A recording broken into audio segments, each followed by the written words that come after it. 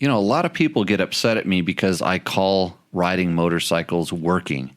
You know, it's a job. That's how I get all this experience to be able to explain in-depth questions. And on today's show, we're going to get into keeping warm while riding in cold weather, predicting the future of motorcycle suspension. We talk a lot about the KTM 350, power and gearing and how that works, as well as Chris Reel calls in to tell us about the dilemmas of running winter fuel during the summer. And it's a problem that we're all seeming to have these days. This show, and specifically this podcast, would not be possible without the support of a company like Rekluse. So Rekluse makes high-performance motorcycle clutches, both manual and their famous auto clutch, for street bikes, adventure bikes, cruisers, dirt bikes. You can use them in pretty much any type of motorcycle, and you're going to get improved performance. I've been running them in a lot of my bikes, mostly the auto clutches, but I've also tested the torque drive manual setups, and their plates are different. They make thinner plates, so you can actually, in the same clutch pack in more plates, which adds friction and higher performance. So if you are interested in learning more about Rekluse clutches, check out www.rekluse.com. That's spelled Rekluse. And thanks again to Rekluse for bringing you this show.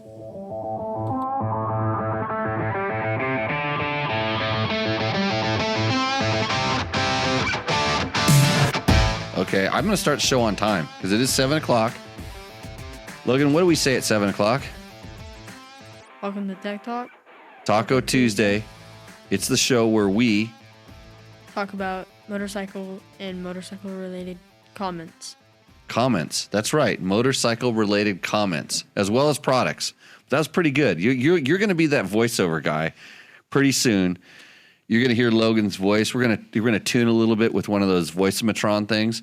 Actually, I kind of know how to do that. So, Logan, why don't you, because we practice everything and get everything going here. By the way, this show is brought to you by, that's where you do that other thing. You grab this. Who's it brought to you by? DDC Delaney Drive Components. Right. These are sprockets that are made of steel. Stainless steel. They are really good for your dirt bike. They last a long time. They're lightweight for how durable they are, and they are awesome. So ddcracing.net if you need to make sure that your bike can handle the horsepower of possibly a Husaberg 570.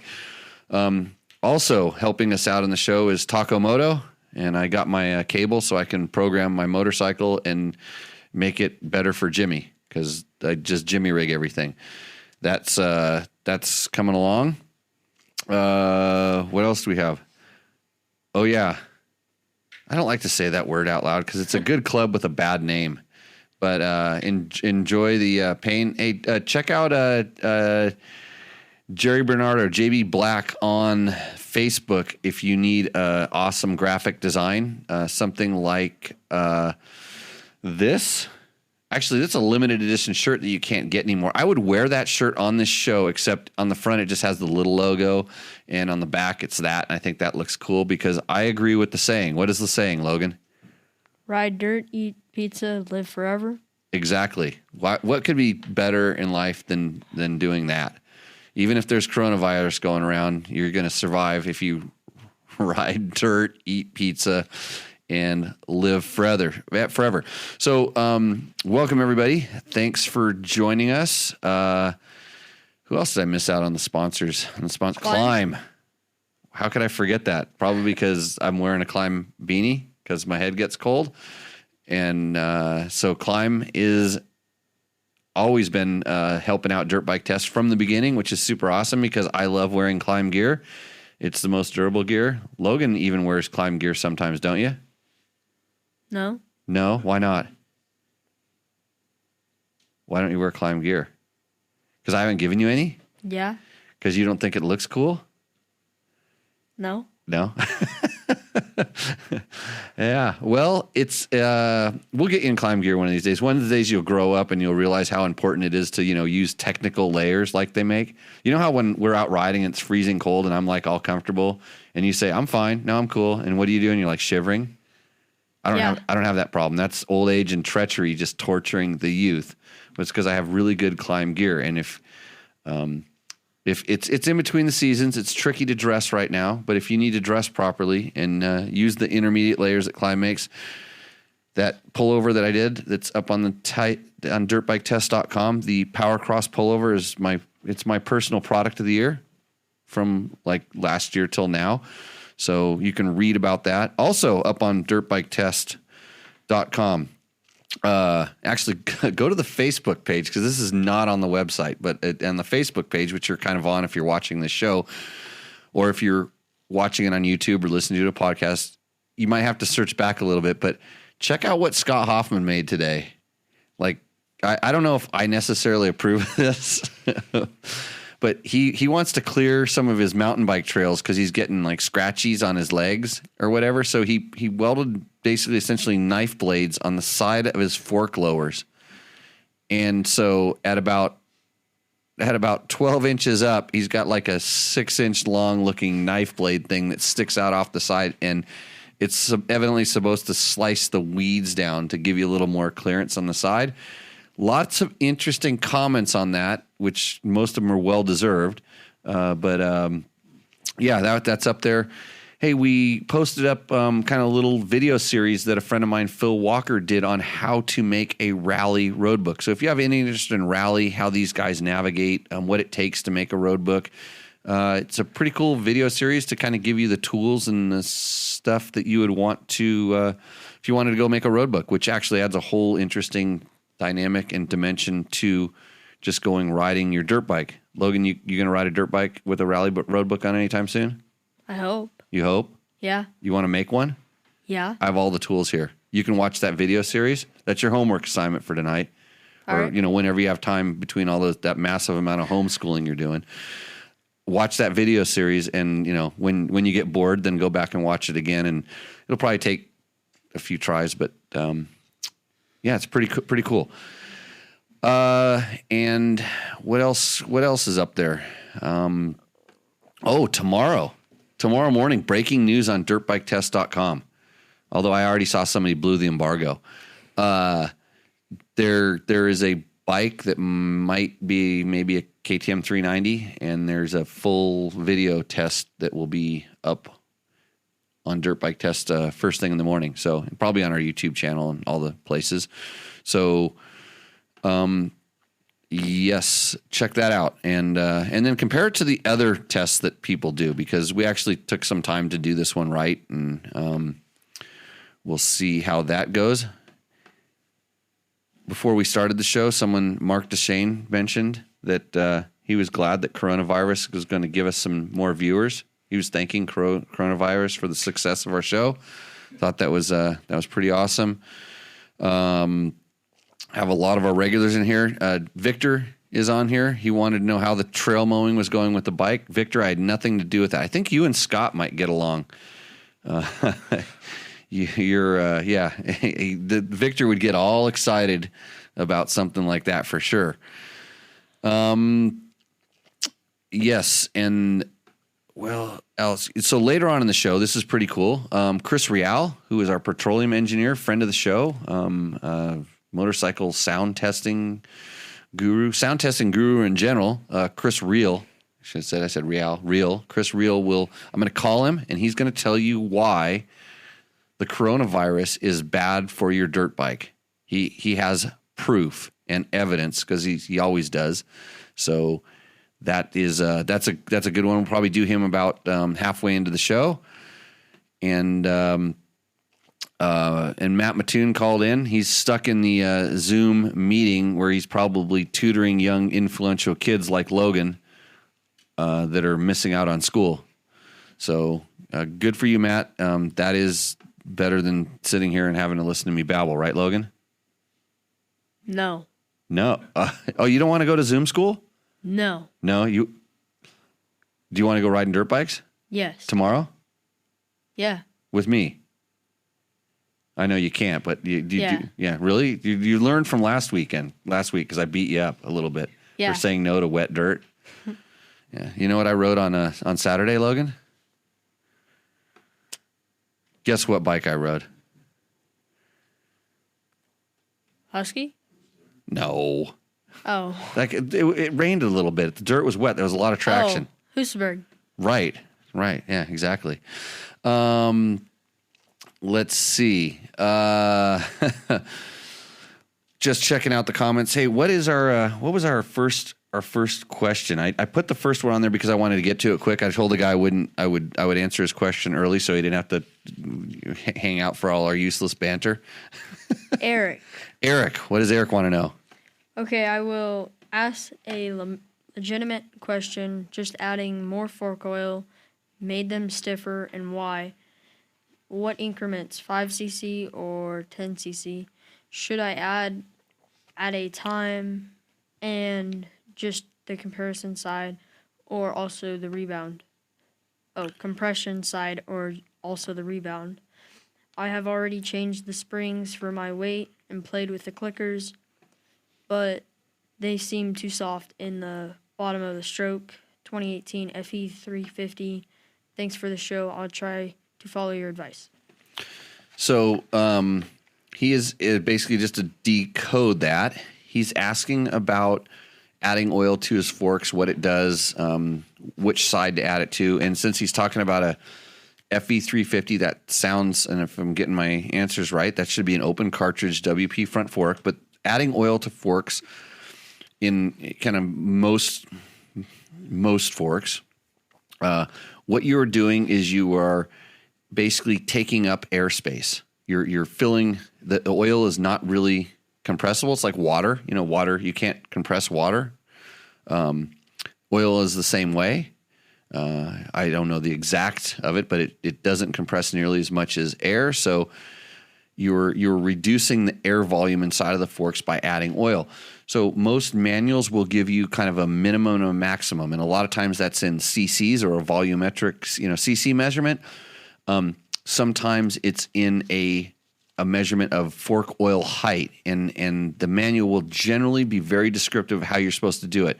Are you supposed to, have it completely compressed with the spring out, or, how you kind of measure that? Because I've seen some tuners that I know that actually don't pull the spring out, because when you pull the spring out, like oil comes out with it and drips out and you lose some, but they'll actually, put a tool in there, and it's like a siphon, and they can set the level and they can pour oil and then suck it back out. So if you have the tools and you're taking the forks on and off the bike, and there's lots of different ways to do it. There's probably the exact proper way to do it, and then there's the way that Jimmy does it, and which is probably, trying to save you some time or do it quick.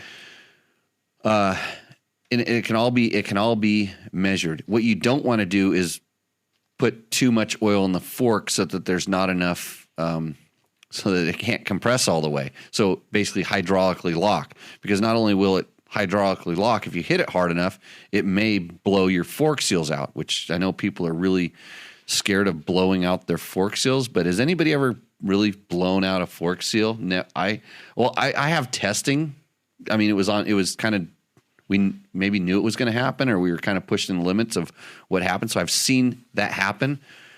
And I remember, do you remember when you were told that if you tied your bike down too tight in the truck, it was going to blow the fork seals out, right? Well, so there's like a safe level that you can, raise your oil level to, but you're probably just riding around the bike and you're riding your bike and you want to know what it does. What it does is it makes the fork more progressive, because typically there's enough oil in there, even in an open cartridge fork, so that it's always going to keep oil around the valves, what it needs to do to, do all of its damping. It may cavitate. That's what open forks tend to do, as opposed to a closed cartridge, which is a sealed system. The open cartridge may cavitate a little bit, with the oil foaming or whatever, but it's just a little bit less of a kind of quote precise system. But the oil that you're adding to add oil to, make them stiffer, to make them more progressive, or taking the oil out, which you can do as well, is changing the air volume inside of the fork. And so what you want to do is you want to add them to both forks equally. They should be equal to begin with. And on the WP forks specifically, they're set at the same level. And it's essentially just kind of it's lubricating the stuff in there and controlling the bottoming of the fork, controlling the progressive nature of the fork. So how do you do it? If you want to make your fork stiffer and have more bottoming resistance, you add oil. And he asks how much, like 5 cc's or 10 cc's.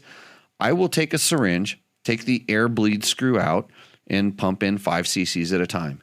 And most people, I would say, will start noticing like 10 cc's of change, but you have to know where it's at to begin with. So, and I don't know on that fork, like how much is 5 cc's, like, 2 millimeters of added fork oil level, or 3. Al, do you know any of this stuff? You ever play with that on yours? No, I never. I do it by feel, and then I've done it by height. Yeah, by height. You check it by height. That's how you check it. So I do it by feel, by adding. If I want to add oil, I'll do that, and I have before taken the fork and poured oil out when I felt like I wanted a less progressive feel. I wasn't bottoming at all, and I've poured oil out in 10 cc increments. And so you add it and take it away, and I'm making sure I'm not going to do too much and get over like a limit at some point, not putting a ton of it. If I'm starting to put too much in there, it's like after I've put like 20 cc's or something in, it's like, I better check this. I need to check the level, because usually you get a result and you see where it's going and you're like, I'm happy with it. But when I get it working good, that's when I take it apart and I measure the level. And I know, then I go, okay, I like my oil height at, whatever it is. I think standard is 100 millimeters. Is it 100 millimeters or 150 millimeters? I'm not an exact encyclopedia guy, but whatever the standard level is on those, I want to say, I think standard oil height is somewhere around 100. But if you're a suspension expert out there, or you have access to the manual, or maybe it's a range of 150 to 130 or whatever, you can put that number. But so when I get it where I like it, then I measure it and I know that's my level. And if I want it a little bit stiffer, I can add a little bit more oil. And if I want a little less, I can take a little bit out. So that's what the oil volume in the fork does. Put the O-ring on the bottom. On the tube, yeah. Oh, so you can see if it's bottoming. Yeah. Well, no, you should feel it bottoming. Yeah, now the new bikes come with that O-ring stock. Yeah, they put it on there. That's a trick. Actually, what's funny is the ones that they put on stock tend to just kind of shimmy down there on their own. You can pull it up, and if you go right away and check it, it's probably accurate. But did I answer his question, Logan? I think so. You think so? Oh, what about the compression and rebound? What about the adjusters? Yes. So on that fork in particular, the compression is pretty much solely the compression. It seems like it's only work when the forks are compressing and going down, and it doesn't necessarily change the initial feel. It's kind of like more the mid speed. So not the very initial, but it kind of has the forks moving most of the time. So you can make it stiffer as it goes down. The rebound controls how it comes back up. So when the fork is extending, it controls the speed at which it comes back up. Same thing. I feel it's more of a mid speed than a low speed, or a low to mid speed, but never super low speed like a normal or a Kayaba or a Showa fork is. But the rebound affects the compression. If you start slowing the rebound down, you're going to get a little bit additional compression damping, in my experience, on most of the forks. And this changes like, year to year. When they make these little valving changes, or they change the valving design between bike to bike, sometimes that has more effect. But typically on the WP stuff, the compression is pretty isolated. It handles only compression. The rebound has an effect in both directions. Way more on rebound than it does on compression, but it does, in fact, aid in, adding compression damping. So, okay, now I answered this question. Yeah. Good. What's next? Holly. Oh, yeah, Holly.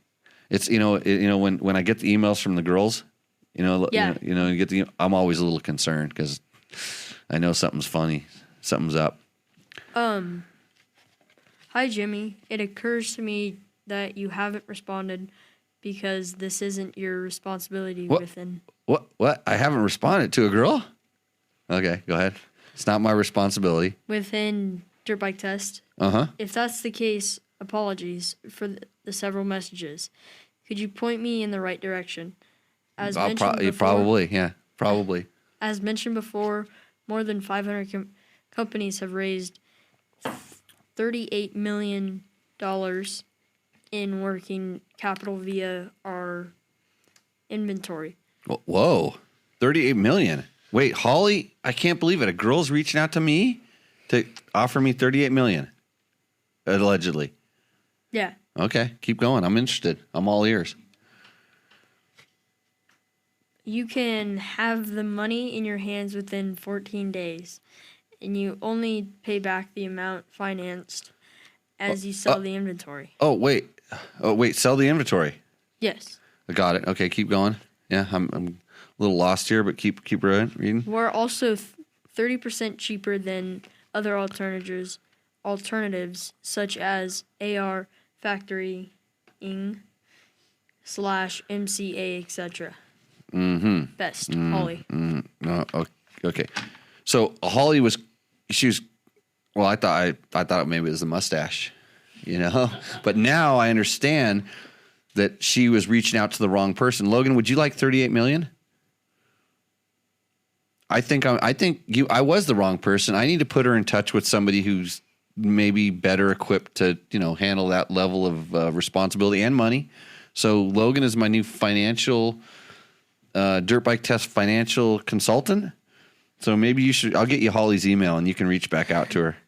And what I want you to do is I want you to go, you need to get in touch with Holly, have her send you all the documents and just get the money flowing in and you sign everything. Just don't tell her how old you are. Just keep signing away. We're going to be a dirt bike test. It's all the content is going to continue to come for free, courtesy of Holly and whatever company she's representing. God, I thought it was just another girl that wanted some motorcycle advice, but she's trying to sell us something, I think. We'll get him back, Logan. What's next? Sarah. Sarah? Hi, Dirt Bike Test. You may have seen my previous emails, but I wanted to reach out to you one last time to have... Does it sound like I'm blowing these chicks off? Because they're just, tell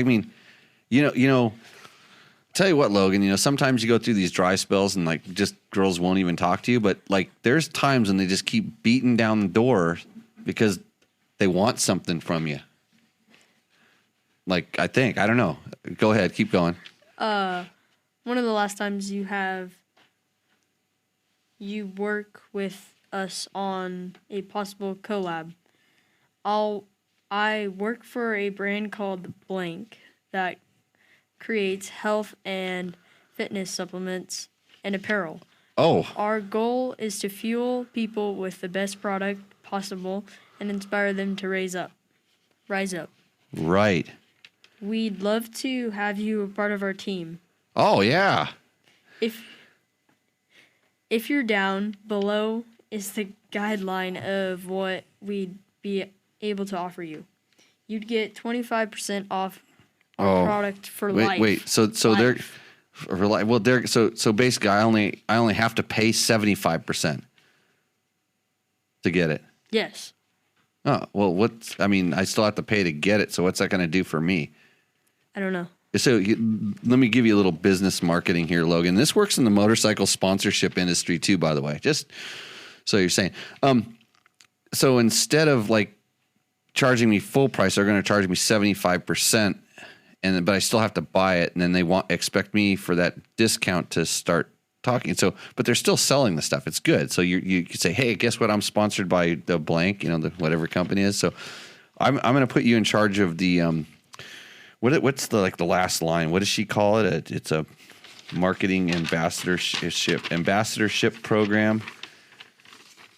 So you got another new job here tonight too. You're not only the financial manager, you're the what does she call it? Ambassador dashboard. Yes. Oh, you're my new ambassador dashboard. So you handle all of this stuff. You go and because I guess we get a cut, right? What's our cut? 10%? Yeah. Yeah. Your followers get 15%. off of blank. Okay, I'm going to read a question off the thing. Kyle McCoy, who finished the Dakar Rally. He's beating up on Ricky Breka. He says, speaking of cold, I never got a good response from Brabeck when you asked him how he dealt with the cold. He just said he froze his ass off. The real question is, did he wear a heated undershirt and swap batteries after the special stage finish? What heated gear, if any, do you wear, Jimmy?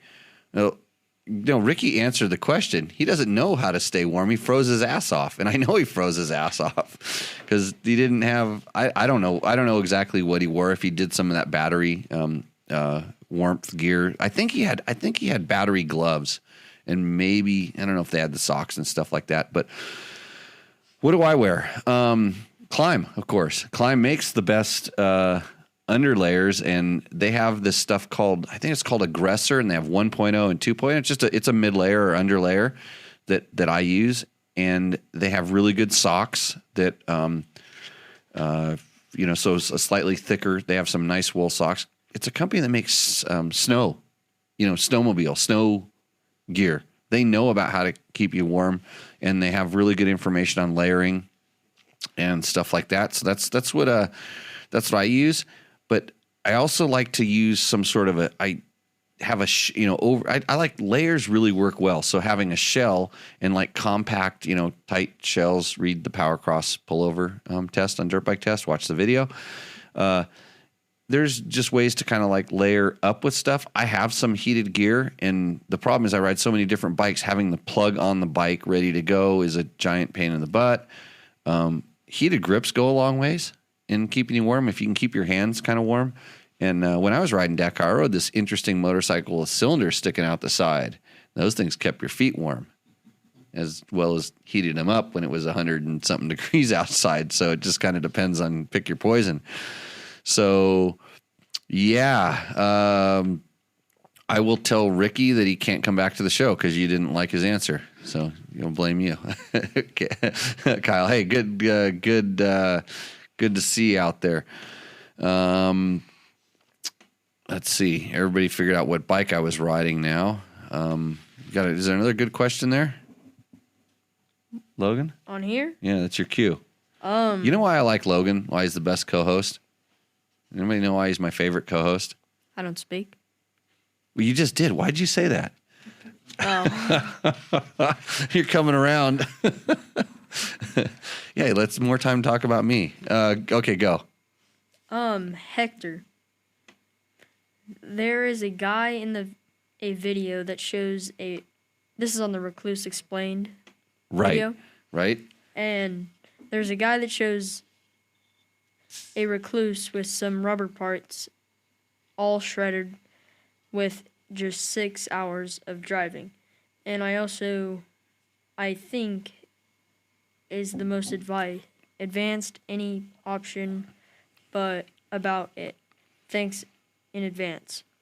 Did he apologize for what his native language was or anything like that? Because that didn't sound like English to me. But I interpreted it. It doesn't say sorry because this is the second time I've written an email in English before or a comment. So he's saying that he found a video on the internet about the Rekluse clutch where a guy managed to shred it or find rubber parts or whatever. So just to make things easier in the future, people, I think this was a YouTube video on our thing. If you have a video that you're referring to, if you could put that link in the description or the question you're asking so we can at least go review it, because first of all, I know where you can find rubber inside of a KTM engine. It's generally the clutch dampers, which is behind the clutch. Now, if he bought the bike brand new, threw a Rekluse in it, and in 6 hours he did that, he's doing something crazy, ridiculous, bad to that motor.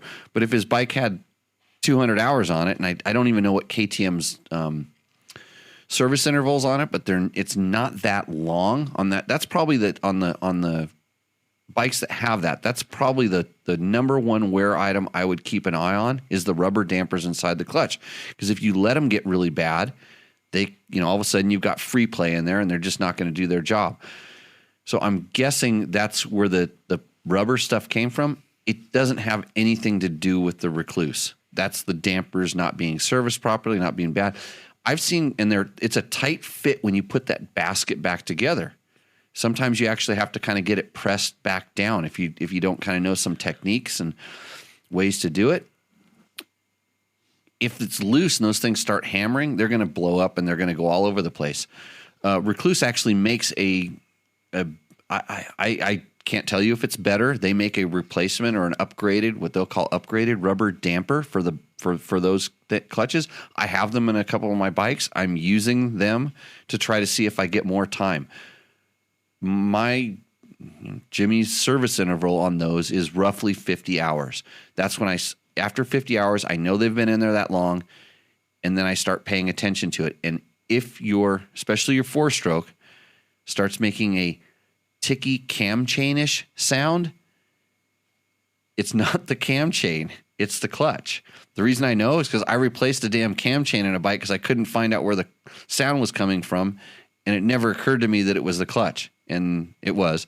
So that's how I know that. You can see it in the oil too. The pieces of rubber, yeah. Well, The color of the oil. yeah. Oh yeah. Well, yeah. Well, you can see in the color of the oil when things are going bad, but you can get pieces. You'll find it in the oil filters if they really start going bad. But in my time, I've had little tiny pieces come out, but never big pieces, and so I don't know how it's exactly related to the Rekluse or how it's related to the Rekluse or how that goes. But that's not a symptom or condition of putting a Rekluse in there by any means that I know of. So, you have anything to add to that, Logan? No. Do you like Rekluse clutches? I've only ridden them like twice, Right. and they were all on bikes I've never ridden before, like a KTM 200 and a 450 CRF. They're for old men, right? Just say it. 450, yeah. No. Okay.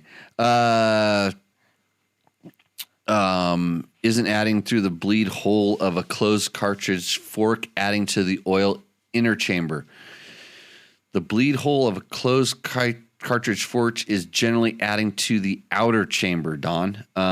If you opened up the bleed, if the bleed hole on the closed cartridge inside, you usually can't get to that from the outside of the fork. Usually the openings where you would bleed the air off of your fork on a closed cartridge, you're not entering into the inner cartridge of a closed cartridge. And if you opened up those, typically, if the fork's compressed at all, it'll shoot oil out of them. But you can tell if it's a open cartridge, closed cartridge, based on like an open. If you open up the air, it's an air bleed, but you're adding oil in there, and you add, if you push down just a little bit and oil squirts out, yeah, that's the closed cartridge. Because I have seen factory forks and some kit conversion forks that you can get to the inner cartridge from the outside of the fork, but that's a unique thing.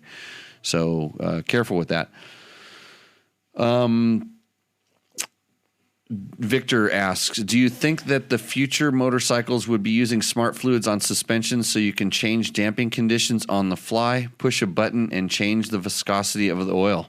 I think that could happen, but before that, you're going to get something similar to what you're seeing on some of the high-end UTVs now, which is a active suspension. You're seeing it on cars for a while now, and they're basically going to very quickly control the damping force on the. So in other words, you'd be riding along and you'd be very quickly adjusting the compression and rebound adjuster of the shock, if not the ride height. But the variable damping, that's using, what do they usually use? Magnetic. They use magnetic forces or something to do stuff. I've seen it on cars before. I don't know that's right around the corner. I think it would be more of an electronic. And there's a lot of motorcycles with electronic suspension, street bikes and some of the adventure bikes, but they're usually adjusting just the rebound, and then mostly the ride height is what they adjust. So what do we got, Logan? What's next on the list? The KTM 350 test. Yep. Prezo, Prezo. 1975. Can't agree more about the 6th gear being way too low. In recent years, I've had a 450 EXC, just sold the 300 TPI, which was A mistake. my 4th 300 on a 350 6-day. Al wants to buy that bike from him right now. He wish he would have bought it. Now, and I'd have to say it's probably the best trail bike I've ever owned, but to get the best out of it, you really have to be prepared to rev it. I'm running 1352 gearing for absolute punch in the single trails, but the trade-off is it doesn't feel right cruising above 85 kilometers per hour on a open road. Being an Australian, Austrian or Australian? Austrian, right? Mine's Austrian? Austrian? So he's riding at Erzberg. The radio, the Erzberg, the rally, the hair scrambles. complete. I gotta stop you because it's too much information so far. As I was processing all that stuff, and then I went off and tried to make sound effects and voices. I'm gonna use the voice-o-matron here in a few minutes, Logan. It's gonna be funny. I'm gonna have you talk though. So 350 XE, he agrees with everything we say, like every right-minded person should, because like we only tell the truth here with Dirt Bike Test. It's authoritative motorcycle testing. So you're talking about having to rev it, and the gearing that he's talking about, and he's talking about kilometers, 85 kilometers an hour. That's like not even just like 45 miles an hour. He has to rev it out. At that gearing, what is his gearing he said? 12? 1350. I think 250. Is it stock is 14, I believe. It's 14. I run 1450 because out here we're, higher speeds and stuff like that. But that's crazy. We don't do, and he doesn't give his height, or his weight specifically. He doesn't say well, he'd probably tell us in kilos, and then we have to pull out the calculator. And Yeah. if you're a heavy dude, the 350 is definitely not going to have a lot of punch for you. And that is the trade-off, is you're going for this lightweight. And I think he starts talking about that a little later in the thing, in the thing about how he likes the lightweight and the agile feel of it. And even compared to like a 300 two-stroke, that the 350, it has really good torque. When you roll it on, it doesn't pick up like the 300, and it doesn't start pulling you and lunging you. You don't feel the pull of it until you get up to like about 6,000 RPMs. And we're mostly riding around 4, 5, 3.5, 4, 5 when you're just rolling it on, coming out of turns. If you want to make the 350 go fast, you need to not let it go down to 4,000 RPMs. You need to keep it around 6. And then it starts responding. It's fast. And you've got from 6,000 to 12,000 RPMs, maybe more, to let you do your work. Well, it depends on whether if it's an EXC, then it's a little bit corked up. Maybe it doesn't rev out that far, but I don't know too many off-road dual sport riders that are riding in the 9,000 plus RPM range very often. Oh, they'll tell you they are. That one time they were doing the hill climb, which is every time they're riding the bike.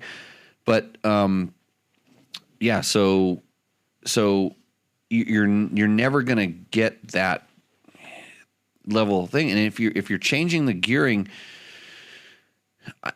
you're making the gear ratios closer together. So you essentially, you might have, you could ride in third gear where you would ordinarily ride in second gear, or you want that much more punch out of second gear.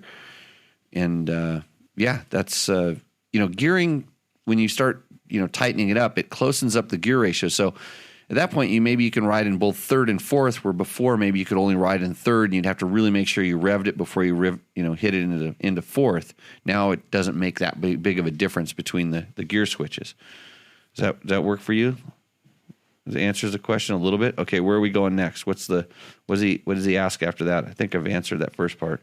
Being in Austria mines completely desmogged, FMF 4.1, and ECU remapped by Rexit fuel torqued, Queensland. He's done a bunch of stuff to it. So now we're talking about a bike that may have been modified into mediocrity. Because I've never ridden with all that stuff, and it might be the best setup ever, or you just don't. You just don't know. And a lot of people say, well, I desmogged it. Like the quote desmogging of a motorcycle, I always think that I'm referring to the emissions thing. I've got to call Chris Real real soon, by the way, so we can learn about like why the coronavirus is going to kill your motorcycle too. When you desmog it, you're taking off this stuff that like makes the exhaust pop and stuff. It doesn't really affect the power. When you de-emissions it, or they're both de-emissions it. Well, actually, I don't know what I'm talking about. It's like you're monkeying around with some of the stuff, some of the evaporative stuff, some of the stuff that goes on past the exhaust valve, as far as the air injection system. That has no bearing or effect on power. And then when you start hooking these different ECUs up to it, who knows what exactly they're doing and how it works. And I'm always kind of curious when somebody says, I did it because I wanted more power. You know what my answer to that one always is, Logan, right? What's the answer? What if you're riding along and you're riding and your bike doesn't have power, what's the easiest thing you can do right now for free that works every single time? Twist it? Twist it. And I was glad you said that, because we're on a podcast where people are listening, and you're sitting here doing this. What's wrong with what I'm doing right now? People can't hear it. Right, and it's the wrong wrist. that was trying to twist the grip off the clutch, which is like a lot of people try to do too, because they actually finally twist the right one and they start falling off the back, and then their wrist goes like this too, and then they're hanging off the back of the motorcycle. I was doing visual references there, and you couldn't hear me. So yeah. Okay. Does he go any deeper into this? Okay, so he modified the crap out of his bike. It's super awesome. And then what? But he had to change the gearing to get the power. Sometimes I'm tempted to get another 450 for an extra horsepower, but it comes at a high price. For anybody that doesn't know the 450 and 500 ride, 0.8 kilo heavier due to the fact of the larger capacity rotating mass. In regards to the bigger fuel tank option, I don't think the 350 needs it. I'm getting 130 Ks. Okay. Should we start speaking German on this show, Logan? Speaking the Deutsch? Yeah, so we can work on the kilos and the kilograms and the kilometers. Hey, I'm stoked that we get guys, watching our videos and reading it from all over the world. That's awesome that we have that much of a reach. But you have to call up your calculator now. You have to run calculator all the time, and then every time somebody does kilos, when I hand you that sheet, you have to convert it. So I think the kilos is 1.6. And the miles per hour is 1.6 is the miles per hour. Are they all 1.6? I don't know. Logan, when I was a kid, when I was your age, they told us we were going to switch to the metric system. And I wish they would have, because I like metric bolts. It's like 10, 12, 13, 14. It's easy. Like, what's a 5/16? That's a 3/4.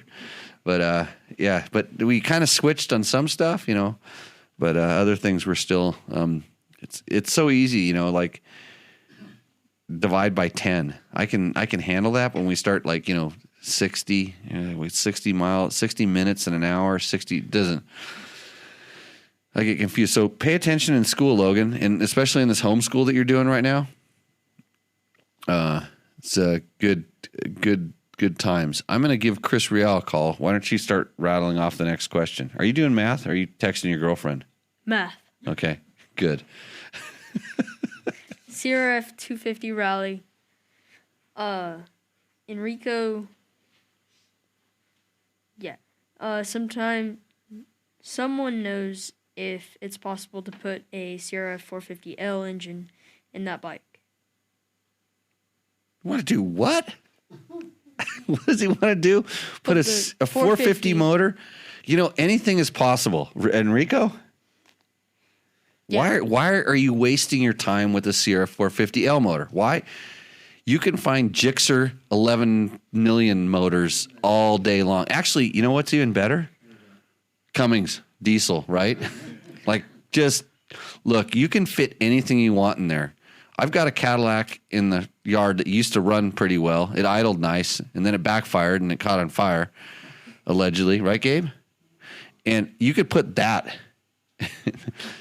Just buy a 450. Or if you want to make your 450 smaller, I mean, you can literally if you really want to go through the work to do that. I think what do you think he's really asking? What's the root of the question there, Logan? What is he wanting? To change the bike.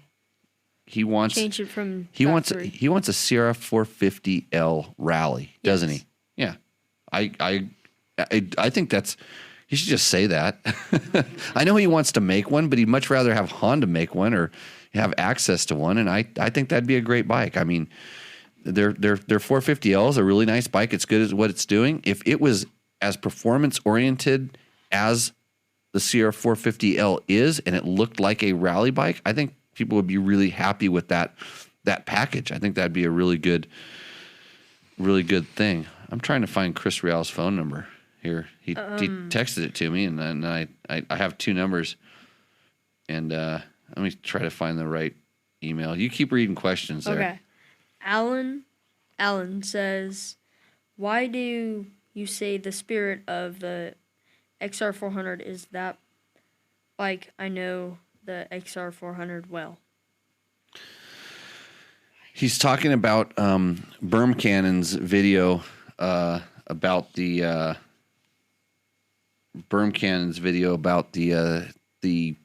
CRF 250L. I think I've got Chris Real. If I have him on the line, I think he picked up, so I'm not going to bring him in just yet. Hey, Chris, you there, Chris? I'm here. Okay, I'm going to shut you down. Try to answer this question while I still have my own attention span, and then we'll get right to you. So the spirit of the XR400 was just a very easy to ride, friendly, super durable. This is a bike, the XR400. You know, you missed my whole XR400 phase. You know how I talk about the Husaberg all the time? Yeah. So I used to talk about the XR400 in the same way, but like way different because it did not have very good power and it didn't handle very good. And it kind of was old and you had to kickstart the damn thing. And there was really nothing good about it except it did everything in a very mediocre level. And you could ride it off a cliff and then pick it back up and you could ride it and it'd be just the same as the bars didn't get bent.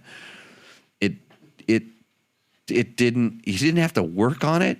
Just put an MT60, MT43. What? I don't remember the tire we used to run this. There's a Pirelli, the MT60 now. I think it was the MT43. I don't know. We used to put those on there and just ride them till thousands of miles. And then, yeah. So that's the way I talked about an XR400.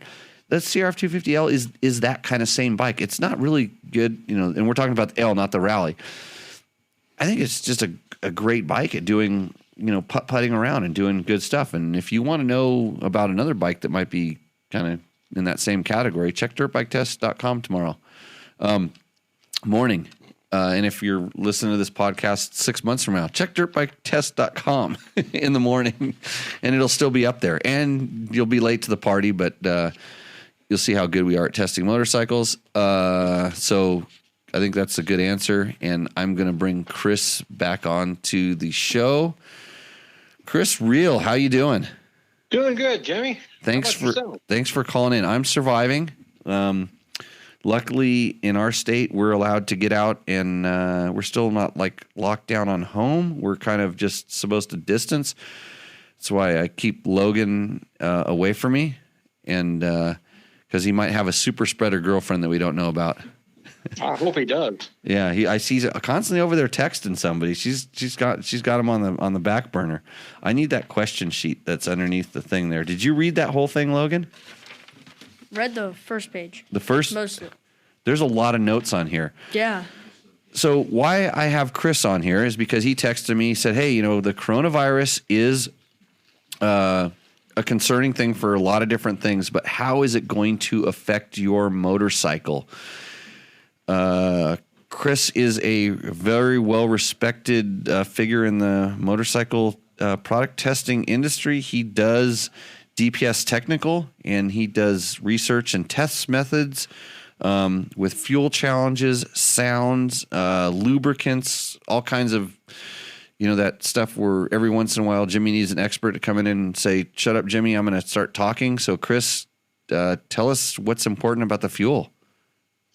Okay, well, first of all, it's the fuel challenge that I'm anticipating. It's a challenge. It's not really a problem. It's not going to make your axle nut fall off or anything like that. But when the fuel consumption of the nation, and particularly the states where there's a lot of people and they're environmentally sensitive, and we have our winter gas, what has happened is they made everybody kind of slow down on their consumption, and that is going to give us a glut of high vapor pressure, low boiling point gasoline for our summer this year. So essentially, it's winter blend fuel that is going to not get used up now, sitting around in the underground tanks at all your favorite gas stations, and then it's going to start ending up in our motorcycle fuel tanks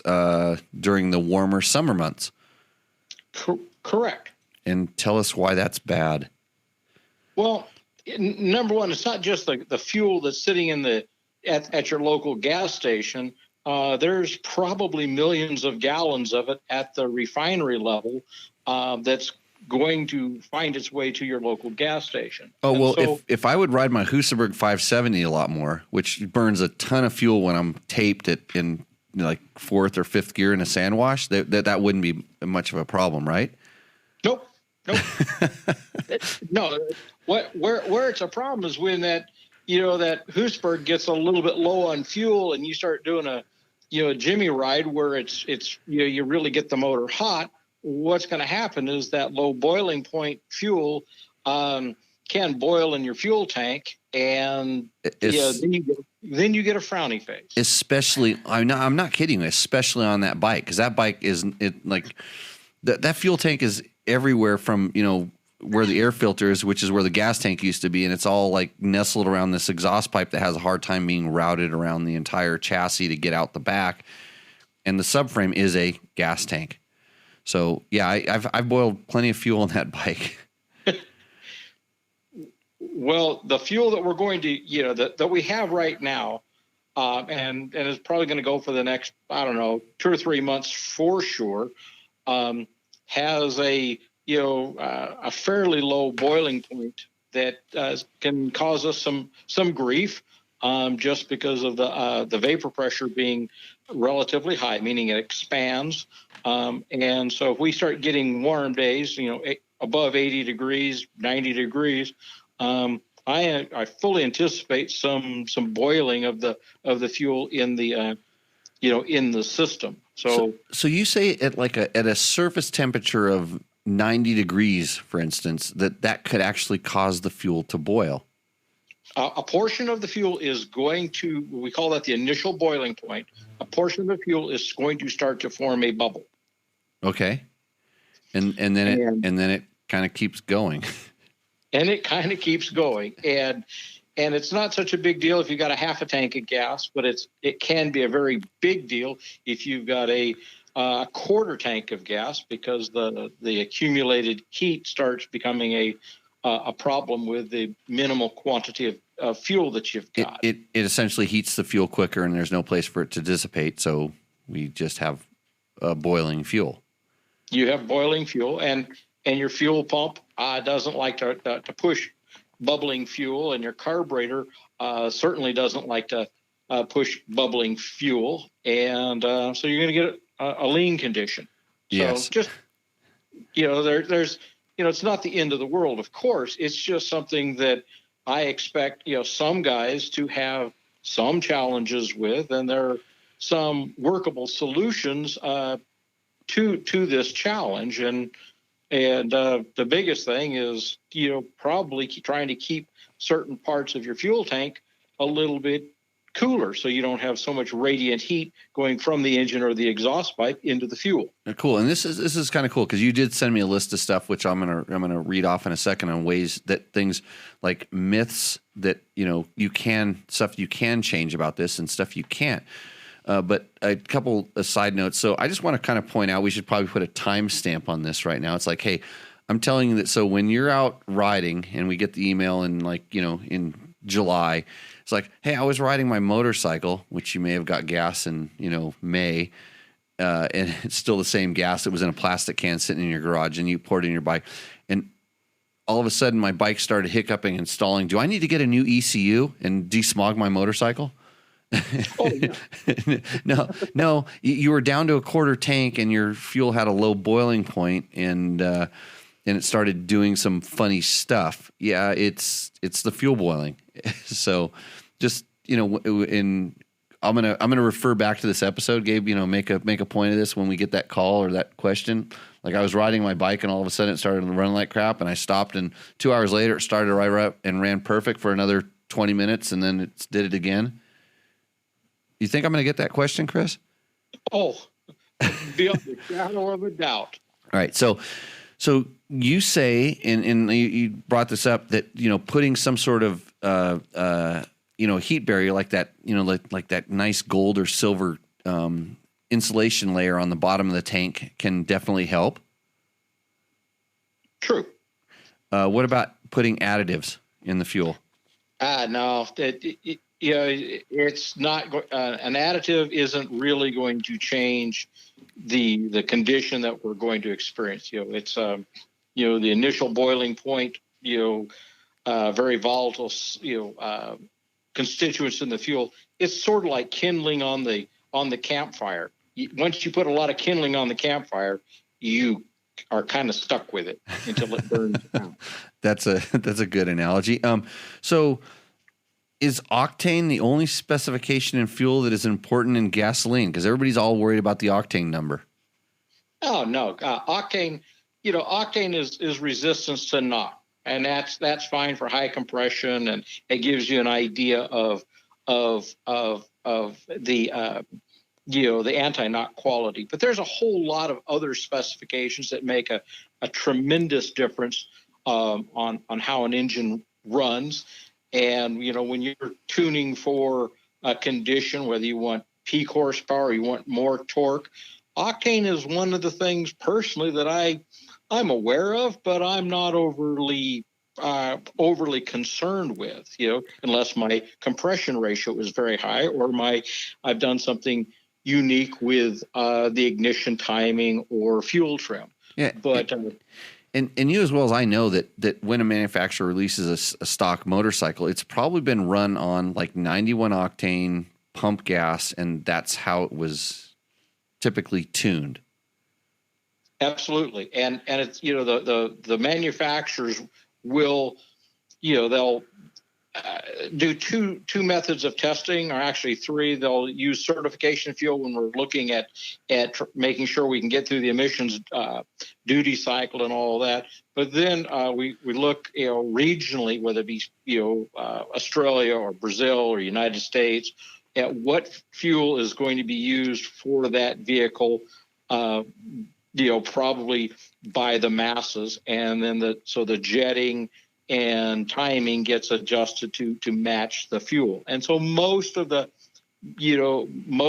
time it's around 90 to 91 fuel that we're targeting, because that's a good it's available, number one. And it if you have a little bit lower fuel octane, well, you might be okay, and a little higher you might be a little bit better, but by and large the vehicles are mapped and tuned around the available fuel. Yeah. So Logan the other day was telling his dad that he only wants to run 100 octane low lead in his bike, and he said that they had to go to the airport to go buy some. Is that a good thing? You did that, right, Logan? Sure. Well, yeah, Sure. Logan. Logan and I are wearing the same shirt tonight. Oh, yeah. The Dirt Bike Test T-shirt, which you can purchase at our Dirt Bike Test store. That means that the janitor, which is me, has to go over to the closet over there and pull out the shirt and put it in a bag. And the guy who did order the shirt last week, I'm working on it. I'm waiting for that second order to come in so I can ship some of these things out. So that is a cool shirt. So where were we at before I started insulting people without a real good reason? 100 octane low lead, because we had that question last week, and I think did I rail on the guy? A little bit. With good reason? You can tune for any fuel. 100 octane low lead avgas is a pretty slow burning fuel. Gives a lot of torque. Doesn't have a very high vapor pressure, so it might be a little hard starting. But if you tune for it, you're okay. If you've got sensors that are downstream, it does have lead. So, you can have some challenges. I think last week the guy was a 2-smoker guy, so you'll have less challenges than a 4-smoker guy. But, if you can tune for just about any fuel. Yeah, and that's the thing is I'm just gonna switch to this fuel that's quite a bit different than what the bike was designed to run on. You're gonna have to. I think I said that, but I think I was more picking on Mojave Bob, who that used to be his favorite fuel, and I think I still have a drum of a small 15-gallon drum of that up at my cabin up in the mountains in case he ever rode up there. He wanted to make sure he had some of that on storage. And by the way, that's probably the biggest advantage of that fuel. Yeah, is storage quality. Oh, absolutely. That fuel's not going to go bad in your lifetime. Yeah, good. Well, I'll use it in the quad when I'm up there. So the conditions, you say basically the best way to make your fuel boil is to have less fuel in the tank. That's a true statement. Yeah, because we're just talking about heating stuff up. And when you store your bike, should you fill the tank all the way up? I'm not a fan of that, particularly with some of the the materials that the fuel tanks are made out of. Some of the fuels these days don't get along with the the lightweight tank materials, and so we're seeing the ethanol in particular have an adverse effect, and the tanks deform. And in the old days, we just complained about our graphics flying off the sides of the gas tanks because of permeation. But in reality, with the expansion rate of some of these fuels, you fill your tank all the way up and it's cold and you have a nice warm perump day, the fuel is going to swell up and it's going to push out. So I was going to talk about this. So that's if you do not, that's because most of the tanks have where it leaves, there's a one-way valve. So in other words, the pressure really can't escape out of the gas tank unless it's, quote, sucked on. Yes. So in other words, you need to, if your evap system is all intact like it's supposed to be, if you lay your bike over on the side, there's like a little, there's a one-way valve so the gas can't spill out of the tank. So in other words, if you get enough pressure, it closes that one-way valve, and then pressure. It's almost like a balloon. Yes, and many of the tanks, many of the one-way valves do have a bypass feature in it, so you can't get it, hot enough to explode, blow up. Usually, but when you start pressurizing a tank to 10 or 15 psi, it takes on a different shape. It takes on a different shape, and I've personally had tanks where it's that extra pressure has pushed the O-ring out of the seal at the base where the fuel pump is. Wow. And and that really stinks up your toy hauler. Yeah, so if you're going to park your bike maybe for the summer, or which is probably in the case of the the warmer climates and stuff like that, and you were going to store some gas in your tank, would you drain it? What would you do? Half, quarter? I usually leave about a quarter of a tank of fuel in my bike, and I usually when I know I'm going to have a current technology bike, I'll usually give them a shot of a little bit of two-stroke oil. I always have some of that around. I like the Chevron Techron, as everybody knows. I was gonna say those are the two things that I do. I've shied away a little bit more from the two-stroke oil and started really relying. We had a really good season last year of storing bikes with the Techron, that power sport stuff, and all of our bikes started up this year. Yeah, Logan?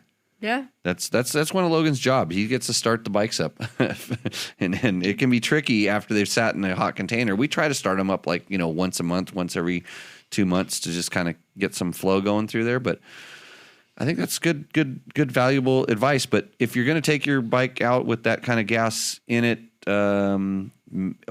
ideally you would probably want to store it with, if you can get your hands on some ethanol-free fuel, correct? If you can, if you know that it is truly ethanol-free and you trust your supplier and it's a good day.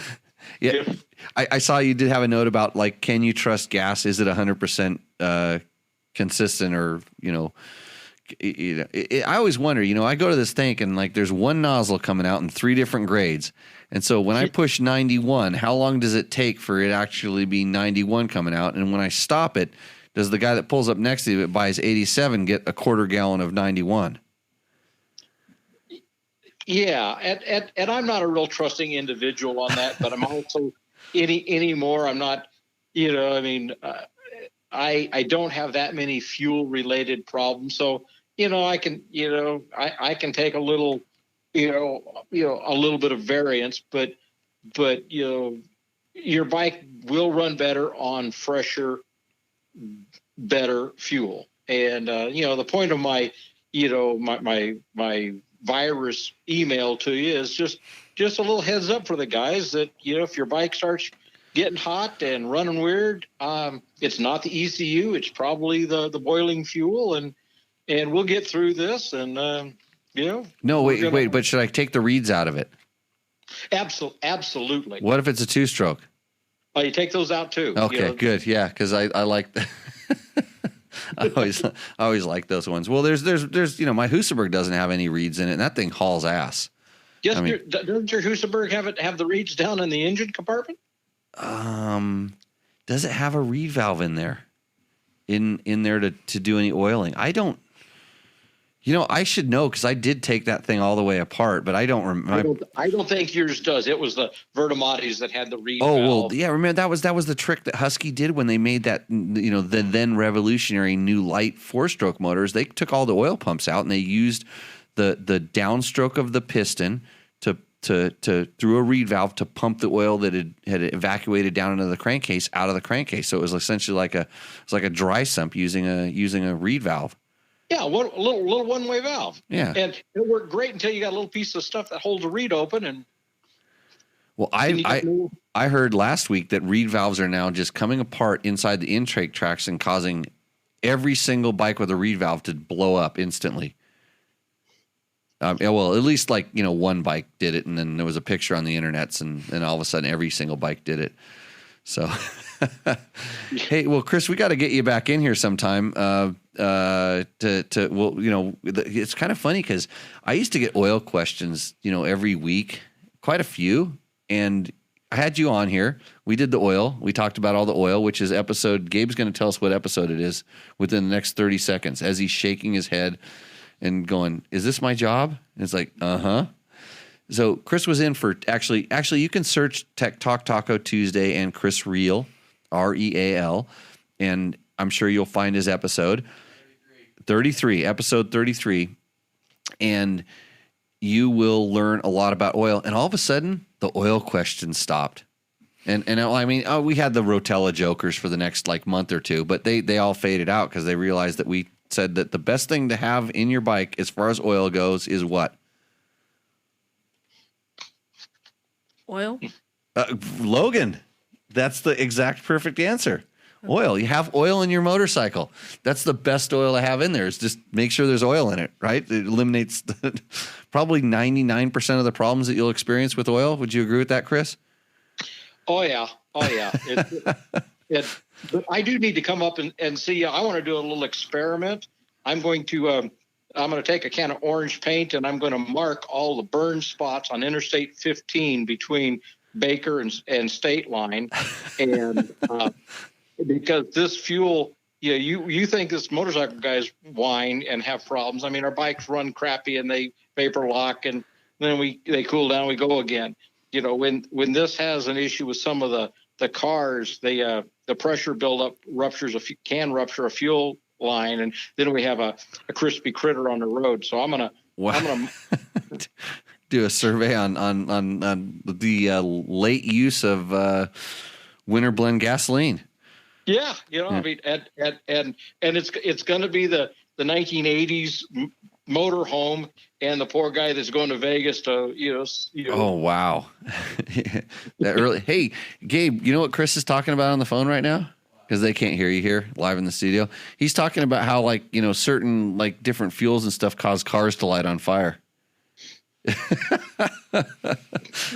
In Gabe's case, it was a fuel pump that wouldn't shut off. Into a fuel injection system with some leaky hoses and some other things. And hey, thanks a lot for coming on, Chris. I super appreciate always kind of keeping me in line. Good solid advice and advice to our viewers. And come on in July, and we'll answer those questions of all the guys. Like, I was riding my dirt bike, I was doing a couple hill climbs, and I took the reeds out and I clocked the ECU, and I put this tire on and I geared it at this level, and and then it just kind of cut out on me. So we'll say go back to episode number 55, and we'll tell you the crystal ball came out and we fixed it. Yeah. Well, guys, have fun. Let's get through the 6-pack of Corona. We're gonna have some epic motorcycles to ride. The trails are good, and we'll see you down the trail. Okay, thanks again, and thanks a lot, Chris. And if you aren't familiar with how we do this show, a lot of times we are on Facebook Live every Tuesday night. This is when we do the show. Chris is very active in our chat room, and he will literally answer your questions or point out that Jimmy's full of shit and he doesn't know what he's talking about. So on to that. With that, Logan, ask me another question. Last one. It's the last question? Yeah. Wow, I got through all those? Tech Talk Taco Tuesday number 53. Right. P. Gnard. 26. Yes, wet dirt is the best. Up here in Reno, we got overnight snow instead of rain. Yes, a little more order, a little more format. Start small. Last show was more polished than some in the past. I enjoyed the last show a lot. Special guest. Start with your wife, Heather, then Gabe from Torture Test. Wait a minute. Wait. Now, Heather absolutely refuses to come on the show. You know what I should do? I should call her right now. You want to get Heather live on the show? I'll just call her. I'll just cold call. She's got me on quarantine already. So go ahead, keep going. I would like to get Gabe on Torture Test on here. He's busy. He's got multiple jobs, and he's a busy dude. And we've been communicating. I thanked him for the KTM. I heart KTM tears, and I keep saying, "Hey, Gabe, I've got brand new KTM's you can ride." And he's like, "No, stop it." So. I'm sure there are a lot of more people in the industry that are not well known, but have a lot to bring to your audience. I have a 2018 rally. One of the reasons I went that direction is switchable ABS. I commute to work almost every day and ride dirt several times a week. I ride the most aggressive DOT knobbies. I can get in a 2118 combo. Have the ABS on during pavement rides. Inspires confidence. Having the ABS off in the dirt on great tires also inspires confidence. Go with ABS because you can always pull the fuse or wire up a kill switch. And thank you, Gabe, for the great review. Thank you for not tilting the review. Brutally honest, and just did a plain old review on how you feel, which is plain honest, not brutal. You know, I did not interrupt you, Logan. That brought a tear to my eye. Did you hear that, Gabe? No, you didn't hear that. That guy just said, "Thank you, Gabe, for giving us a brutally honest review of this CRF 250L rally." That's a good compliment. So no, thanks a lot. What was the PR Gariard P Gennard? Yeah, everybody has an yeah. And so he's talking about, you know, the CRF 250L having ABS, switchable on and off ABS, and he says, hey, when he puts the knobbies on, he actually relies on the ABS to make him feel comfortable on the street, because yes, knobbies will skid a little bit easier on the street, and that helps him out, and that's really cool. On a note on that, though, in all honesty, when you have a bike, and we, like Chris and I were just talking about having a motorcycle that's tuned to run on pump gas, ABS is a pretty it's a highly tuned system on, especially on the modern bikes. And when you switch the tires, the ABS actually may not be, quote, tuned for those tires, because, you know, they do all these tests, and there's a certain amount of grip, and that's what determines how the ABS and stuff works. So when you do switch your tires, if you have a bike that has ABS, make sure you're careful with it, because on the street, for sure, the knobby tires will not have the same level of grip, so maybe it might react a little bit different. But on the dirt as well, all of a sudden they have more grip, and the ABS, especially the standard ABS, will have kind of a different feel. All of a sudden you notice that the ABS is kicking in a lot sooner because the tires kind of grab. But then at the same time, you have off-road ABS that lets you skid your rear wheel. And at that point, you know, the ABS sensor is using G-forces on the more modern ones, and all of a sudden you can get a lot more G-forces with a knobby tire off-road, you know, when you're braking in a nice straight line like you're supposed to, than a round tire that would kind of skid. You know, you can't get that level of G-force. So that ABS kind of kicks in a little bit sooner when you have a knobby tire on the bike. So something to be aware of. And then on a video that we're going to release tomorrow morning, we talk about on a certain bike, we actually found a nice way to disable, you know, traction control and ABS. We pulled a rear wheel sensor from a bike because we wanted to see how it worked. We didn't want any of the electronic aids to come in and did it screw up the bike. And we did that so we could play around and say, hey, how good is this ABS compared to not having it at all? So at Dirt Bike Test, that's what we do. We test bikes and we see how things work and stuff like that. So you'll have to check out that particular video and test tomorrow morning. I'm going to have to stay up late and write a test tonight, aren't I? Maybe. Where's Mojave Bob? Where is he? Because I used to let him sit in when we would record the videos and stuff, and he could take that and he could take words out of my mouth and put them onto keyboards and stuff like that. So, do you see any good questions float across the screen, Logan? Oh, Wade? Way earlier. Matt said, "Is the shock bolt important?" Yeah, Matt, yes, the shock, because I think Matt used to forget to tighten them up and they'd fall out, and then it's at that point it's critically important. Yeah, it's a good thing. Victor asked me, have you ever ridden a Kawasaki DRL? And if you did, what was your impression? Well, I think you mean KLR, right? DRL? Is that the moonshine getting you again, Victor? Didn't we talk about this last week? Did we talk about moonshine and Victor last week? Never ever is what somebody else said to him or something. Dirt Bike Mike, he's replying to George. The TE300i issue that we had talked about last week, that was Dirt Bike Mike on our chat room, but I used to have his name on the thing. He had the Husky that had the looked like detonation on the 300 TPI, and we do not have an update on you. But thanks for asking, George. I did. He luckily he did send us an email back and said, "Hey, no update. My dealer hasn't got to it." So, man, I wish your dealer would get to it, because I'm interested to see what it is and would like to learn about that. Any other good ones you saw in there? Danny Lorenz, my Husaberg loved to boil fuel. So does mine, actually.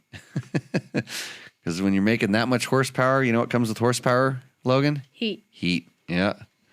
Yep. And that like I said, that gas tank really wraps around that motor and all that stuff like that.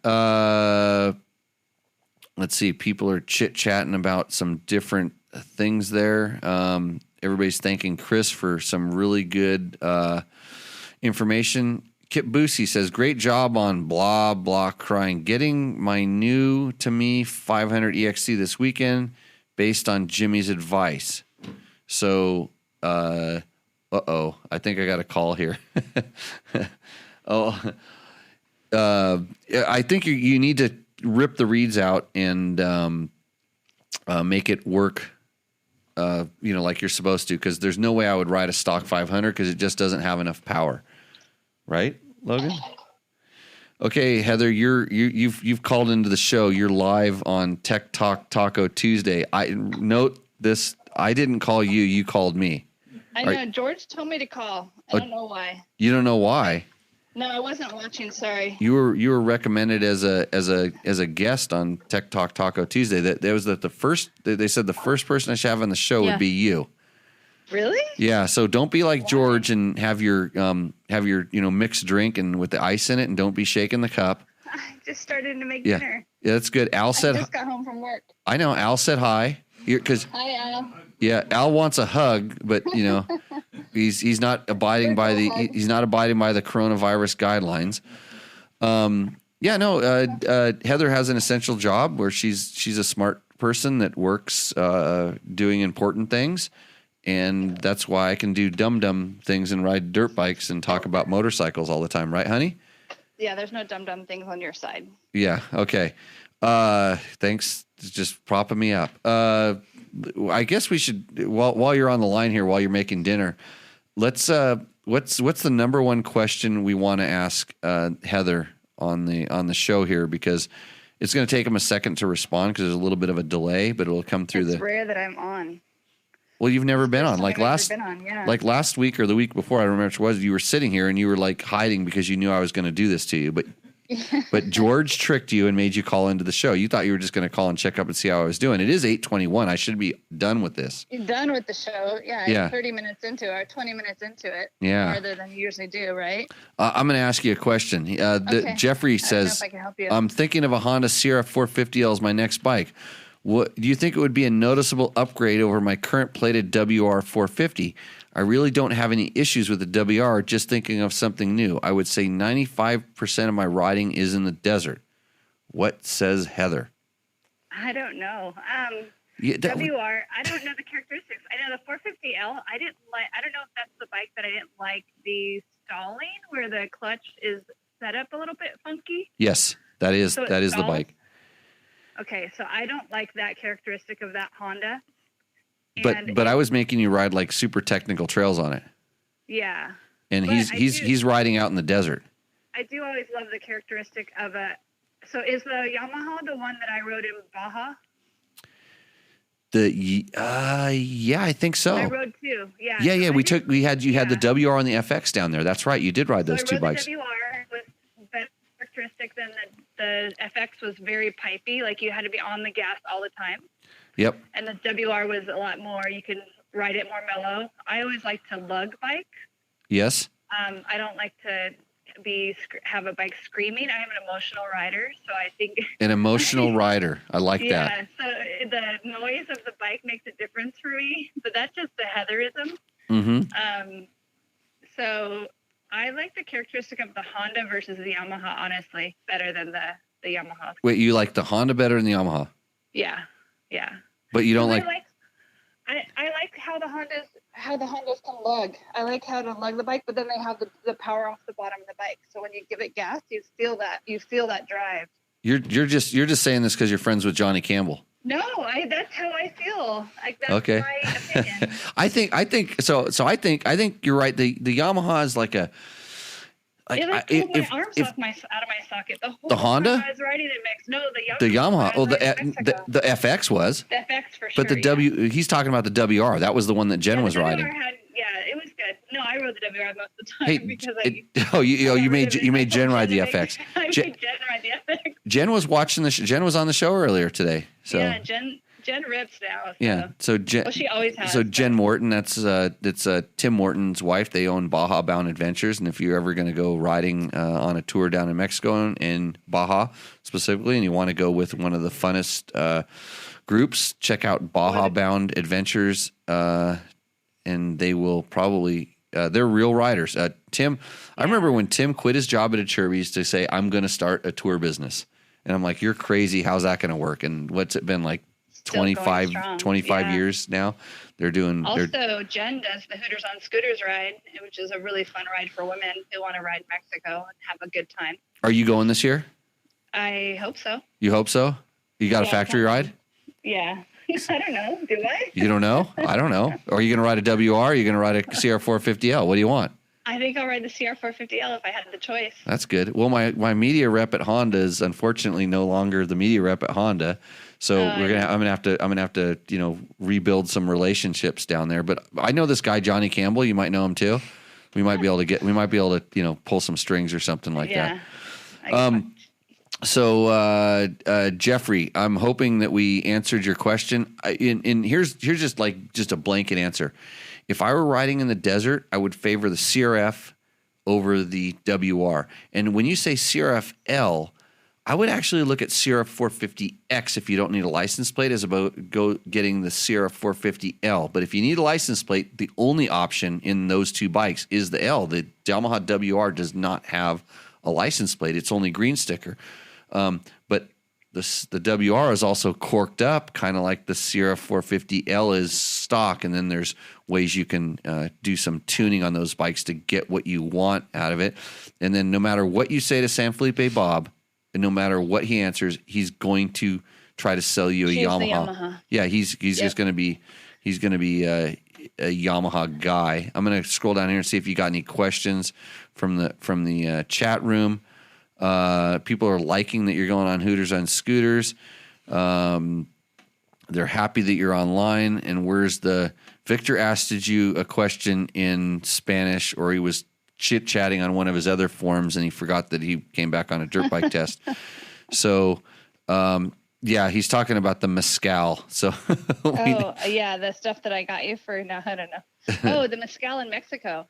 Yeah. I know there's a very special place where you can get really good tequila. Where's that? Mike's Sky Ranch. Right. That's hard to get. Hey, Chris Vestal says that he agrees with dirt bike test and the ABS thoughts with the tire variable. The first ABS on the KTM 70R was the first system that really worked for us. Front was transparent and worked, and the rear can be 100% disabled. Best I've experienced to date. I haven't done a ton of stuff, on and off with the 790, but whatever I'm going to talk about tomorrow, maybe KTM 390, we did do a ton of stuff with, and man, I'm not even supposed to. I can't give you. I'm actually not even supposed to talk about it. I can't even say. I'm blowing an embargo if I tell you about what I was just going to say, and I had to curb my enthusiasm. Right, Logan? Yeah. We have a very informative test that's going to go up there, and RJ at VidMoto has been editing away, getting that video all done. I think we're going to have. Did I make the cut? Did you? Oh, you did. Yeah. Hey, Gabe, you saw Heather on the video, yeah? In the riding sequences on the video? I believe so, yeah. Yeah, a lot of them actually. Heather, I was kind of surprised.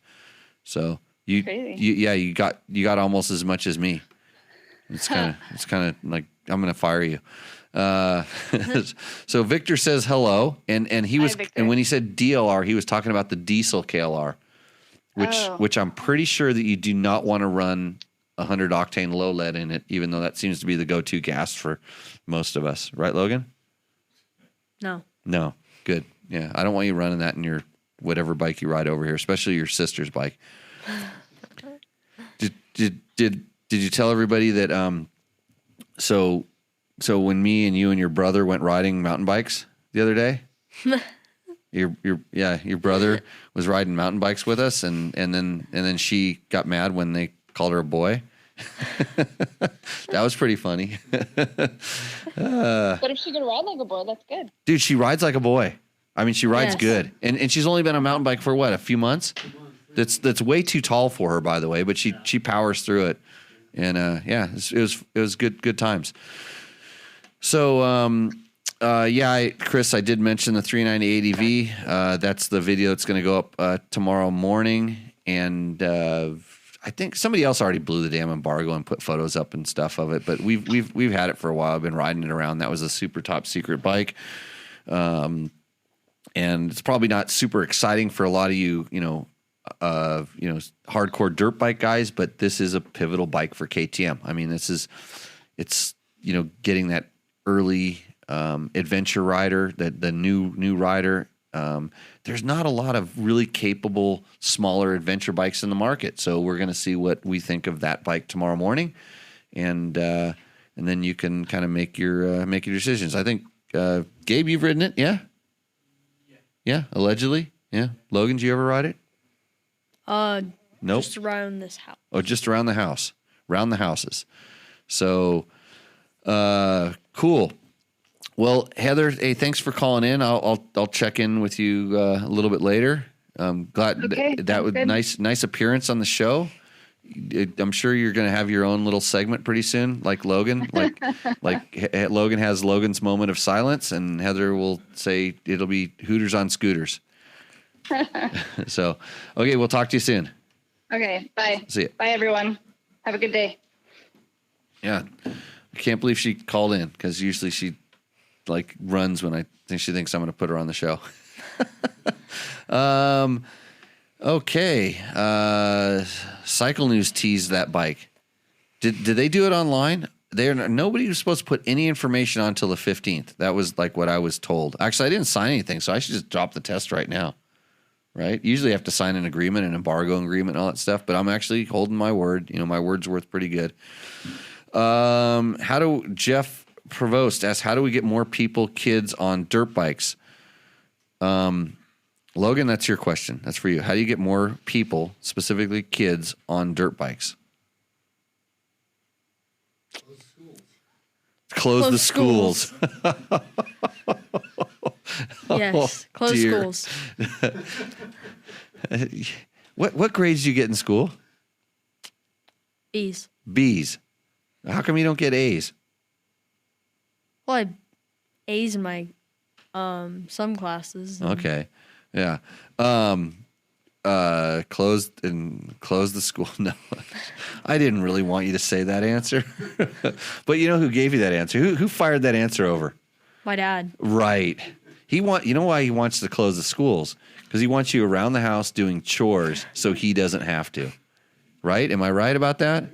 Because he's painting all day. I noticed when we were talking about the mountain bike ride, you were talking about how Logan prepped this and Logan got this ready and Logan checked my air pressure and Logan's telling me all the stuff he did to the bike. I'm like, Logan, look at my bike. It needs a little help too, buddy. So, yeah, good times out here in Valley of the Dirt People. I think we've answered all the questions on your sheet. Yeah. I've answered all the questions on my board as far as I can tell. I'm stoked that we were, up to nearly 60 people. George, sorry I didn't call in. We're putting you on quarantine even more so than you already are. Good to see Al out. Al's out and kicking on his 2012 and 2014 KTM 300s. He did come in here today asking I really want a clean running, super carbureted new bike, but he's talking about the stock market taking a hit and all this stuff. And I'm like, Al, I got the George's 300 is apart but there's a Husky 300 over there, same thing. And you have some Husky old days, right? Oh yeah. I told him, I said, do not ride that motorcycle, or it doesn't matter how broke you are, you're going to figure out a way to want to buy one. Especially when he started saying clean running. And I actually want him to ride it because he's so finicky with his jetting. He comes over here all the time. Jimmy, I got this JD jet kit and I got this tune like that. And it is really good all the way here, but it does this one thing in this one little spot. What do you think? So I know he's picky. He'd be a great person to ride that bike and kind of report back to us on what he thinks as a KTM 300 connoisseur, right? Can you get a note from my wife? I just got to get a note from his wife. Well, what? Because you're going to be running down to the dealership right afterwards. I think I know where we can get it. I know where we can get a really good deal on a 19, or it was a couple of weeks ago. Because I was thinking about buying one. So, but. Yeah, good to have everybody. Gabe, thanks for putting together all those shows on the SoundClouds. So you can check out Dirt Bike Test on iTunes if you enjoyed what you heard tonight, or if you hate it.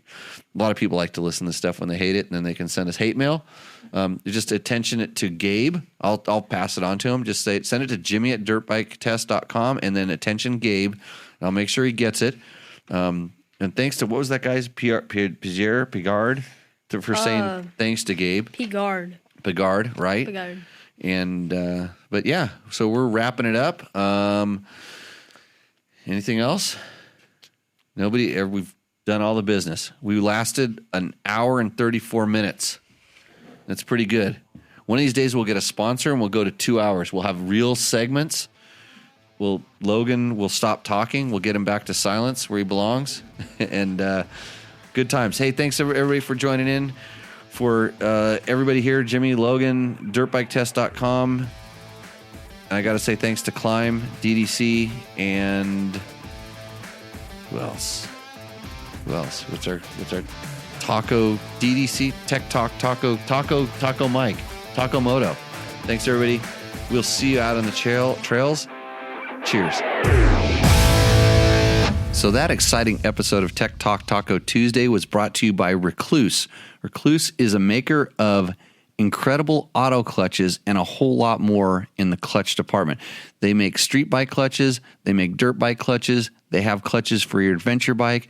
Some of them are auto clutches. They make a lot of replacement parts in the manual clutch, their torque drive system. There's little parts like slave units. There's protection parts. There's a left-hand rear brake, all kinds of stuff for your clutch and transmission, even oil. So if you need to know a little bit more about Rekluse, you can always check them out at www.rekluse.com. That's spelled Rekluse, proudly designed and manufactured in Idaho. Remember to support all of the sponsors that support this show, and we will see you in the next episode.